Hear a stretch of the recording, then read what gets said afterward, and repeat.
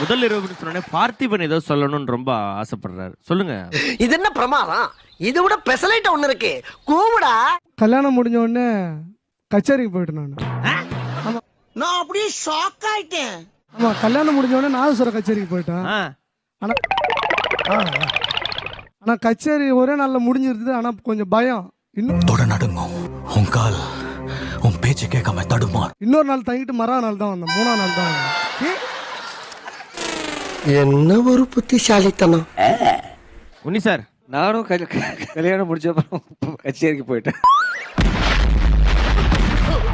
இது நம்ம லிஸ்ட்லயே இல்லையே. அடேங்கப்பா. யாரா அது கரெக்ட்டா கல்யாணம் நடந்தா பார்த்து ப்ரோகிராம் புக் பண்றது? ஃபர்ஸ்ட் நைட் பாடல்கள் அப்படினோனே எங்க டீம்ல முதல்ல கை தூக்குனது சாம் விஷால் தான். அதுக்காக கை தூக்குனா என்ன ஏதுன்னு தெரியல. அவ்வளவு வெறி மாப்பிளைக்கு. எல்லாம் உங்களுக்காக மாமா.